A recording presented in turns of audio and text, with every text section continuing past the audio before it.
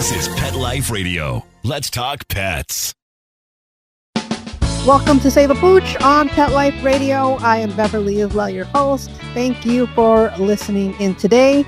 Our special guest is Linda Velwest. She's the author of The City Rescue Pets, Second Chances for Love and Hope, and founder of cityrescuepets.com. Now, Linda's work, she advocates for rescue animals, whether cats, dogs, even pigs, we'll get there, and them having second chances, and that the families who foster or adopt them are forever changed by the experience. Now, through her book and website, Linda shares real events from her years of fostering animals in Jersey City with her family. And she doesn't shy away from the hard truths about rescue work, including the animals that don't find happy endings, but she also celebrates the bonds that form when people open their hearts and homes to animals in need. So when we get back from these messages, we'll be joined by Linda Velwest. You know the expression, cats have 9 lives. Well, what if you can give them one more? The Give Them 10 movement is on a mission to help give cats an extra life. How? With spay and neuter. Spaying or neutering your cat helps them live a longer, healthier life. And it helps control free-roaming cat populations too. Learn more about the benefits of spay and neuter and meet Scooter, the neutered cat, at GiveThem10.org. That's GiveThem10.org. Let's Talk Pets on PetLifeRadio.com. Welcome back to Save A Pooch. We are talking with Linda Velwest, author of City Rescue Pets and founder of CityRescuePets.com. Thank you so much for being here today. I have a ton of questions for you. Your book has a lot of stuff in there. Yeah. But to get us started, could you share an overview of your fostering journey? Like, how did your family get started in animal rescue? Well, I have always loved animals as a child and growing up. When I got together with my husband, who had allergies to cats and dogs and just about everything, it seemed, I just gave up on the idea of having pets. But then our kids were very interested in exploring that, and we both were, encouraging our kids to explore things. So we decided to foster so that for a number of reasons. First of all, so that if he did have any kind of reaction, it wouldn't be like a forever thing. I wasn't sure that the kids would actually be into it that long. So I didn't want to have a commitment like that. And so it was like kind of encouraging my kids to follow their interests. And well, it certainly was an interest of mine as well. As it turned out, my husband, he didn't really grow out of the allergies, but they were much less severe than they used to be.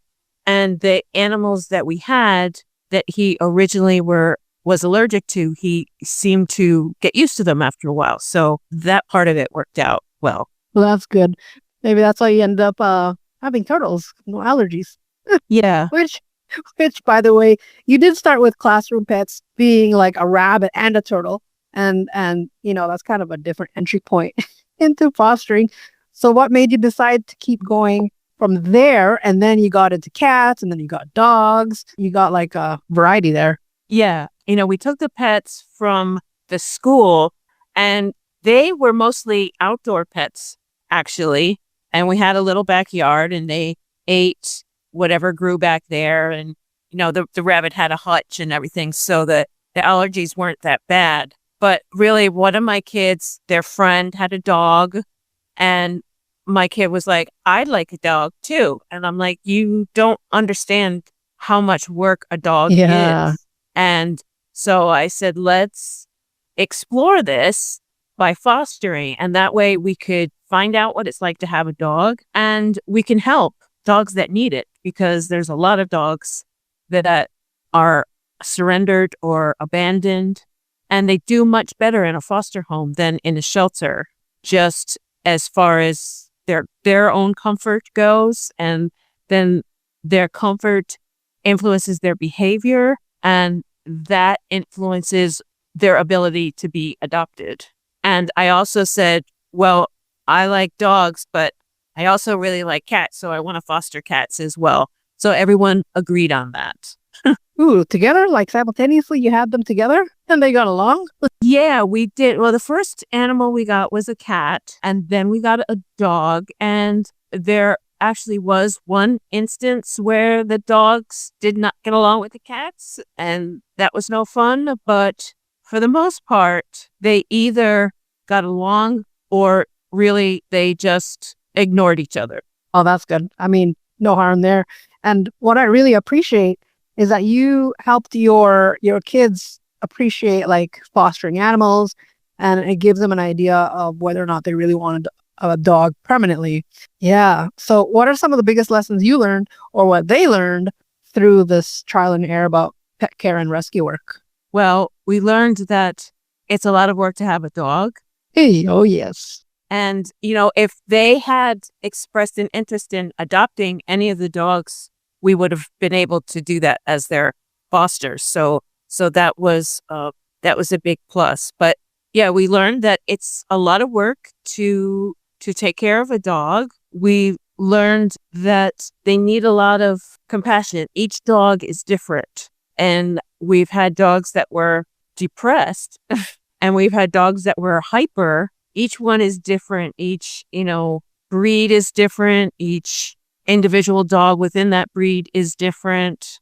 So that was a big learning experience. We learned how to say no sometimes, to know what our limits were, because we did get the one dog that was too much for us, and we knew that we couldn't handle it. So we had to return that dog, which was hard to do, but we knew that we couldn't give her what she needed, and we wanted to give her a chance to find what she needed. Right.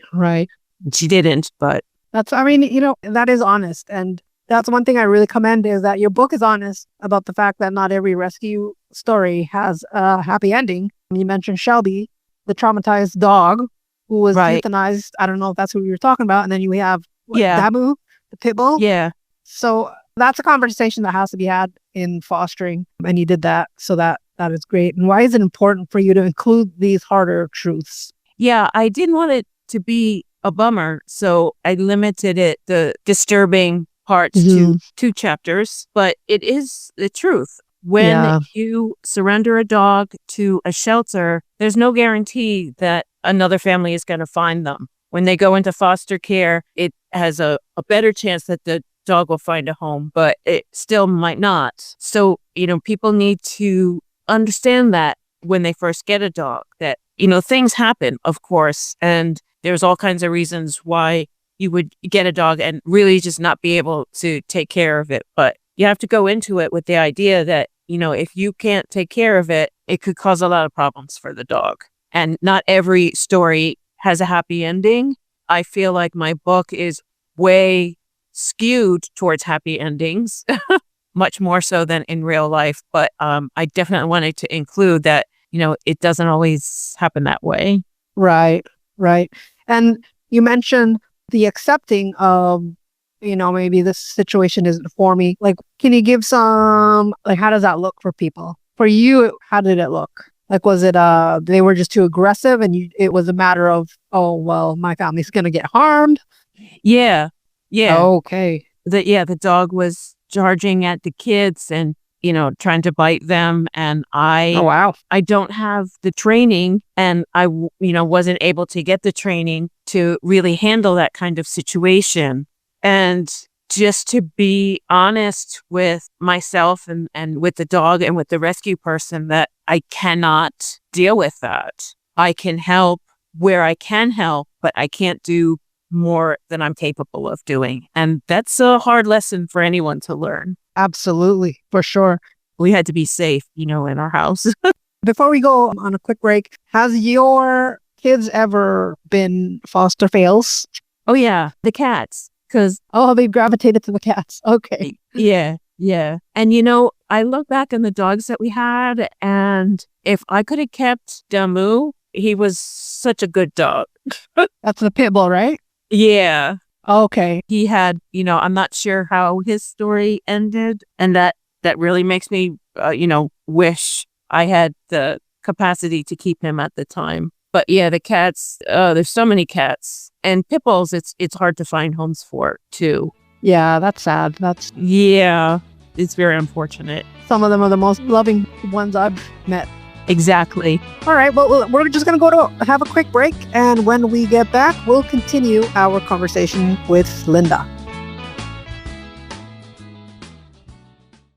Take a bite out of your competition. Advertise your business with an ad in Pet Life Radio podcasts and radio shows. There is no other pet-related media that is as large and reaches more pet parents and pet lovers than Pet Life Radio. With over 7 million monthly listeners, Pet Life Radio podcasts are available on all major podcast platforms. And our live radio stream goes out to over 250 million subscribers on iHeartRadio, Odyssey, TuneIn, and other streaming apps. For more information on how you can advertise on the #1 pet podcast and radio network, visit PetLifeRadio.com/advertise today.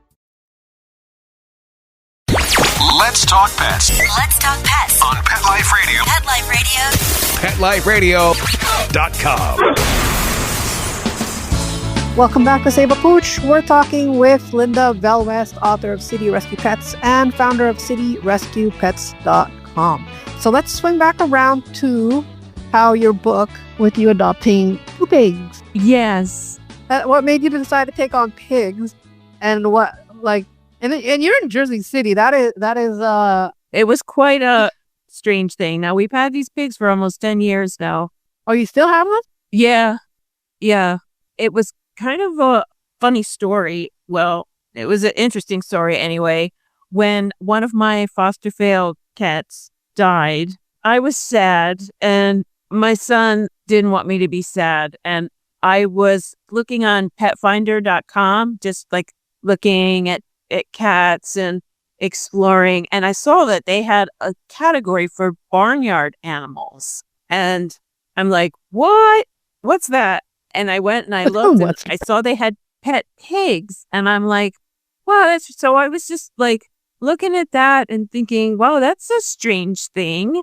And then my son was like, I was thinking of getting a rat as a pet, and I'm like, oh, that's a good idea. I've been looking at pigs. And he's like, oh my God. And he's like, you have to get a pig. You just have to. So we did. And, they don't like to be alone. So we got 2. And we have a bit of a backyard, enough for them to roam around a little bit in. And I did, like, for several years, I took them for walks around the block and stuff. I had a harness for them, and we'd walk around, and it was really popular, I bet. Yeah. So and now the last couple years they've been too lazy, and I'm trying to train them to go back out for walks again. But even so, like, our backyard, connects with a bunch of other houses and their backyards. So the neighbors look out the windows or sit on their balconies and look at the pigs sometimes. And, the kids really love them. And our next door neighbors sometimes throw, like, apples or whatever over, and they like to watch the pigs eat. And that's the pig's favorite thing to do. So that works out. Are you fostering any dogs right now? Like, would they get along? No, we stopped with the dogs, before we got the pigs.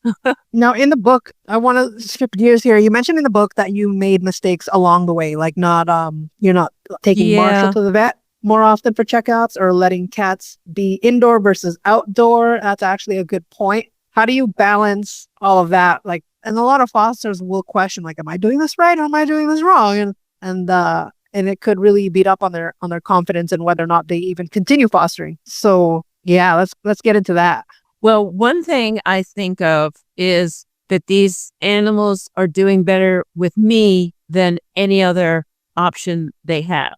So while I make mistakes, they're still doing better. You know what I mean? Like, they could be in the shelter and just be miserable. Right. It definitely is a mindset. Yeah. And I've had to do a lot of learning about pet care because when I was growing up in the place where I was growing up, having the cats were maybe indoors sometimes, but mostly outdoor. They were mostly outdoor cats that we let in sometimes, like to feed them or whatever. So that was my mindset. That cats belong outdoors. They'd be bored if they're indoors. They need to be running and exploring. So that was my mindset for a long time. And certainly when I was growing up, occasionally a cat would, get, run over by a car or whatever. But we just thought, well, that's the way it is. And so now, things have changed and cats are really expected to be indoors and they actually do quite fine indoors. And you don't have them, killing wildlife or disturbing people's gardens or being in dangerous situations for the cats. So that part was a learning experience for me that, we're always discovering new things about taking care of animals. For sure. Actually, in my neighborhood, there's a couple people that actually walk their cats on harnesses. So that's one way. Yeah. One way to not lose them. Yeah. Yeah. Now, your website, cityrescuepets.com, it does provide a lot of resources for people interested in rescuing and adopting. So let's get into what are some of the common misconceptions people have about fostering or adopting, and what advice would you give someone who's thinking about doing it for the first time? Like when I was doing it for the first time, I was pretty nervous. Yeah. Well, if you're fostering any kind of animal, make sure you have a relationship with the rescuer who's giving this to you, and try to, they're vetting you, but you need to vet them, that they're going to be there to help you. And you can also, join Facebook groups or Reddit groups or, any kind of online group for the type of animal you're adopting, and local groups, in person, like dog parks or whatever. Make sure you get support for your rescue journey. And also part of the idea behind my website is that, if you love animals, it doesn't necessarily have to be a cat or a dog. That might not work into your lifestyle at the time, but, reptiles, amphibians, little gerbils or guinea pigs, or, small animals, fish. There's all kinds of pets that you can adopt that need homes that aren't necessarily cats or dogs. And some of them might need foster care, so you can try it out, and you can explore other kinds of pets besides cats and dogs. That's a good point. And you can also foster to adopt, so you could still be looking for a home for them, but also evaluating that maybe this is an animal that I would like to keep. Yes. Not considered a foster failure exactly.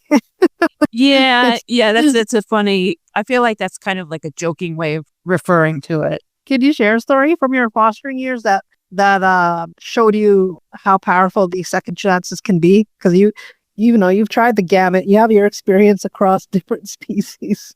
So I'm sure a big meaningful thing that happened was the dog we fostered, Lulu, who seemed very depressed to us. And, she was a rescue dog, and rescuers don't have a lot of resources, time, or energy to really investigate what's going on with the dog. And the former owners probably were not paying that much attention to her either. So we had her and we did the best we could with her.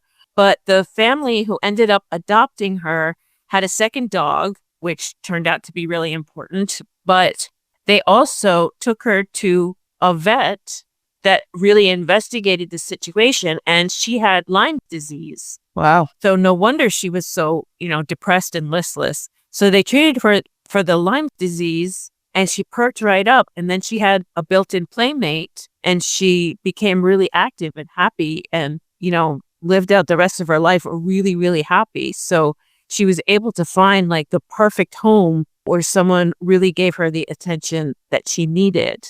And then the cat that kind of got dumped on me, and she escaped, and I caught her and brought her back.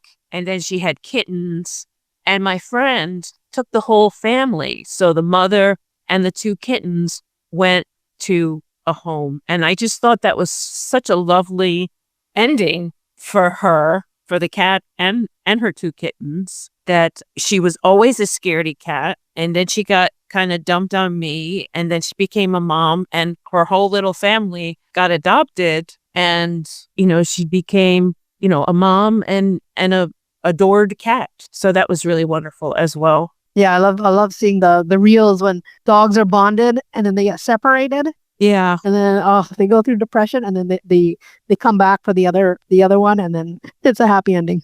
Yeah. So before we wrap things up, Linda, where can people get your book? Well, it's on Amazon or any it's on Amazon online bookstore. Awesome. It's in paperback, in ebook, and audiobook. And then the events in the book are fiction, but they're also based on your experiences. Yeah, they're based on real life. They're based on dogs I've actually had and cats I've actually had. I made up the backstories for them and most of the endings I made up as well.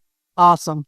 Well, I am so happy for you and your book and the lessons that is in there for everyone to learn from. We are out of time. Thank you, Linda, again for being here and for sharing your stories with such honesty and heart. Your work reminds us that rescue is messy, but also meaningful. Thanks to our show producer, Mark Winter, for making this show possible.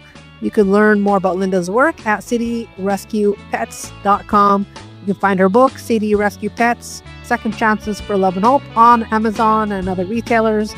We'll also have the website link posted on our show page. And if you have any questions, comments, or ideas for a show, please email me at beverly@petliferadio.com. So until next time, spread animal compassion.